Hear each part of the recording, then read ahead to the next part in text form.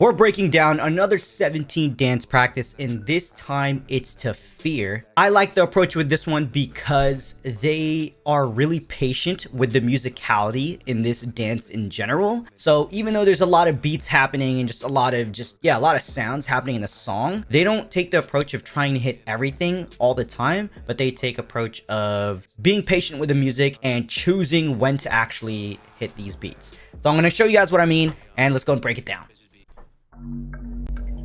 I've always really liked 17's intros when it comes to their dance practices.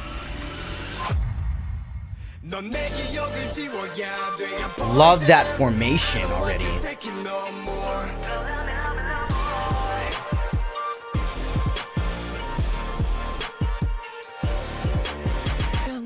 See that musicality right there? I already got a pause, all right? So that musicality right there, I'm not even actually going to go over the intro part where it slowly gets into the choreo, but specifically actually when they get to this part where they're crouching down and they're hitting their heads that match the bass and the snares. This is where I got the essence of them just being patient with the musicality, because there was already a lot of sounds at the start of the song, but they took the approach of, oh, let's hit these basses and let's hit these fast snares with our shoulders, but let's not have a lot of chaos.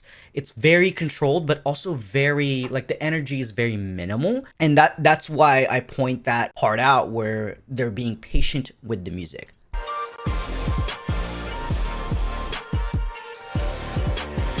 Sometimes less is more.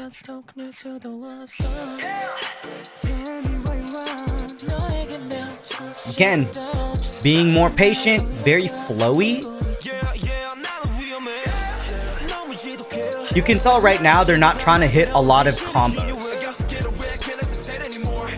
So all the way after, like, even this entire floor part, right? It's not heavily like, let's hit everything or have a lot of combos.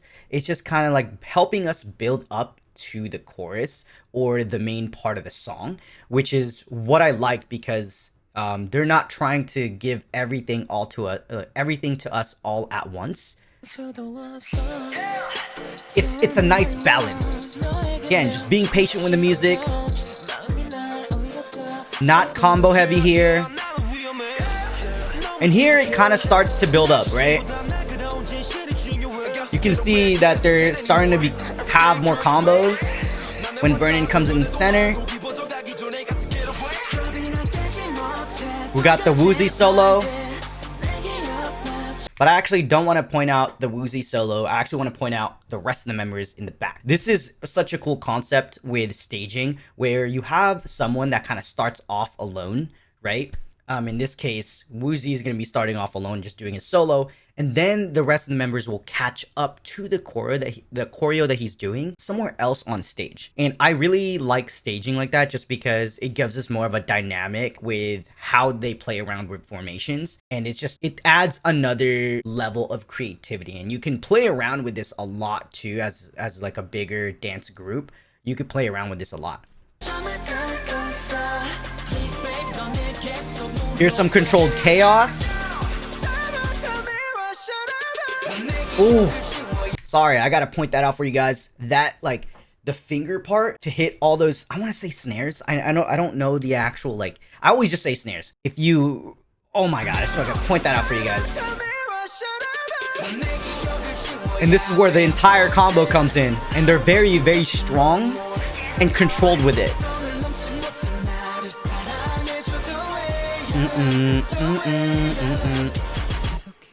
Before we get to that part, let's just go back to that chorus once more, and I kind of want to point out a little bit more things for you guys.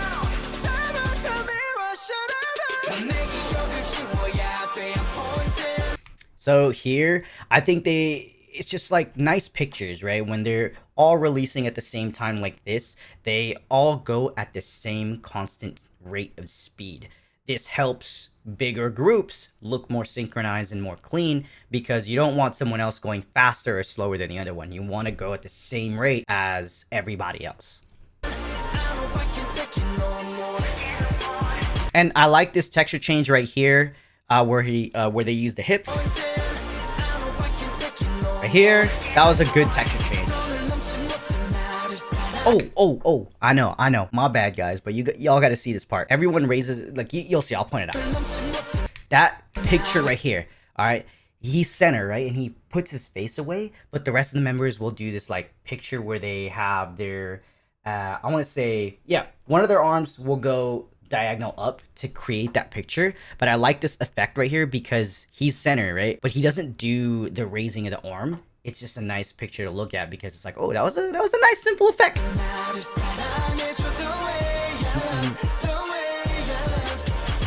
I like the theme that they have in this dance is where they're covering their eyes, and I think that's how it started off in intro.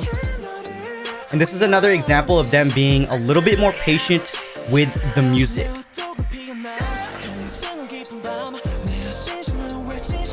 Again here, a little bit more controlled. S-Coop's part is a little bit more aggressive.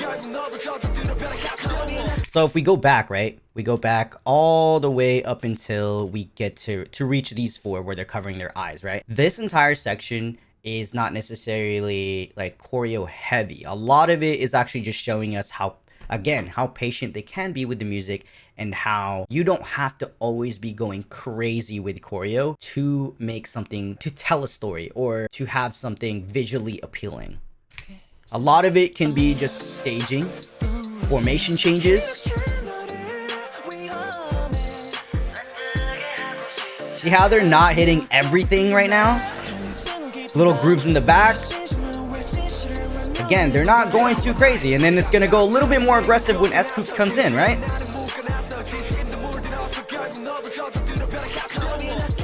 Here's another solo moment. Again, this is going to be another solo moment that I mentioned earlier where when Woozy was by himself and then the rest of the members were doing choreo somewhere else on stage. It's a little harder to see in this actual angle, but you'll be able to tell when he gets to his solo part, right? I'm going to point it out for you guys. You'll see the other three doing his choreo, right? And then the rest of the members, I guess, whoever is split up. It's really hard to tell in this angle because there's not a wide view. In this angle, they're doing the choreo while he is also centered out or just like essentially somewhere on stage where you can tell that it's just a solo for him. And again, this is another way to add dynamics where you have members doing essentially what he's doing somewhere else on stage, but we're not fixated on those members. We're fixated on the person that's actually solo. They're helping him stand out more by just doing the choreo somewhere else, so that way we can see the effects of the actual choreo when it's someone soloed out like this. Like the way they enter there. Okay, before we even get to that second chorus, I want to point out the way they enter. They're entering very aggressively. They're hitting these basses, right? And they're also kind of entering in a way where it's a lot more aggressive than it was earlier to give us more of like a climax to that chorus. See how aggressive they're coming in? Nice. Love that finger musicality. This entire combo is super good.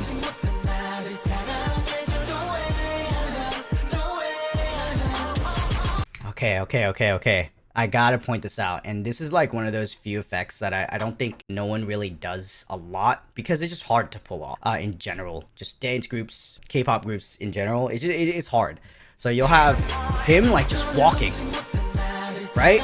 And I know he's singing his part of the song, but the thing is he's slowly walking with a lot of intention while the rest of the members are doing choreo. This gives like a, oh my god, it gives you like a whoa kind of effect. I don't know how to explain it. It's like he walks with a lot of intention and confidence towards the center of the stage or the center of formation. I love effects like that, but not a lot of people or groups do it in general because it's hard to pull off.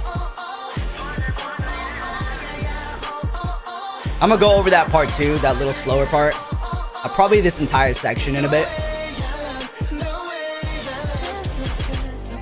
Cool. All right, so when we get to Vernon, actually, here, if you've listened to the song, right? If you've listened to the song enough, you've probably heard a bunch of beats just happening in the song, just in the instrumental itself. You'll see here why I mentioned earlier that they've been playing around with just patience and not trying to hit everything all at once, you'll see that they just do slow movements here, just slow grooving, right? But there's so much happening in the actual music. They'll do a couple combos in between of those slow movements. But it's nice that they're not trying to hit everything, because we know that they can do that. We know that they are very skilled dancers to the point where they can probably hit everything and make choreo look really easy and just look really nice when there's a lot of choreo. But when they do something like that where they're just grooving really slowly and or just not trying to hit everything all at once, we know that they're trying to be patient. At least I can tell. And this is just a good contrast with 17's dances in general, where we know that they can do all this really skilled advanced choreo, but also give us like, oh no, we could just groove here for, you know, maybe an 8 count or 2 8 counts, and it still looks really good. And like I said, there's a lot of times where less is more.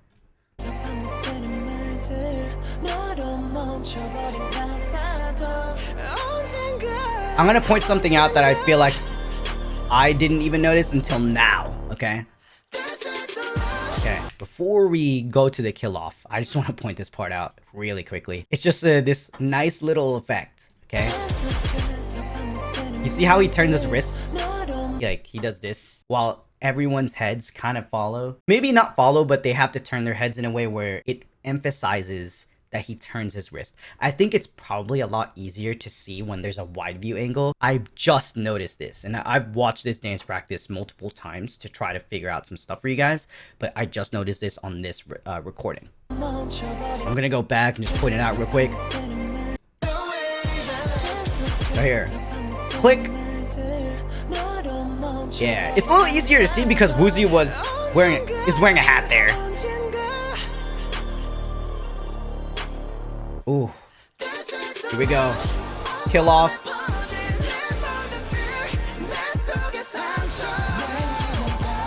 See, they know when to give us all this choreo and aggressiveness. They know when to do that. Here's that slow groove to give us more contrast from that combo.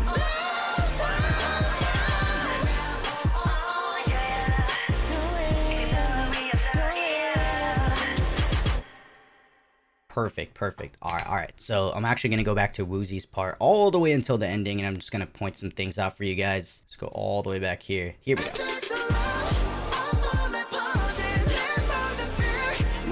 So I like this ending part because we've gone through the entire dance having like a little bit more patient moments, but this time they're trying to kill it off to have really aggressive choreo here, and then it will slow down again to end us off. I like to call it controlled chaos. And you can tell because there's a lot of walking with with certain members. Like he's walking again while the rest of the members doing choreo. He's walking as well.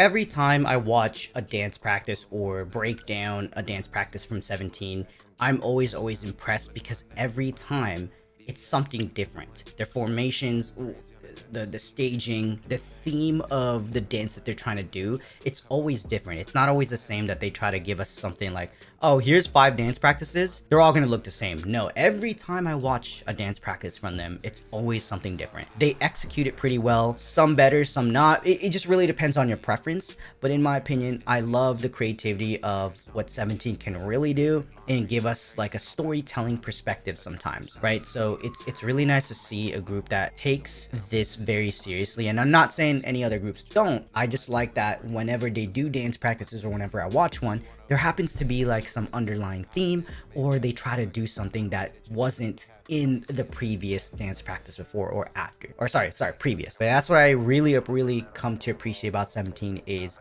their level of creativity and their level of willing to go outside of their comfort zone to give us maybe something visually appealing in terms of formations, or maybe something advanced as choreo. So if y'all love 17, if y'all care it, subscribe.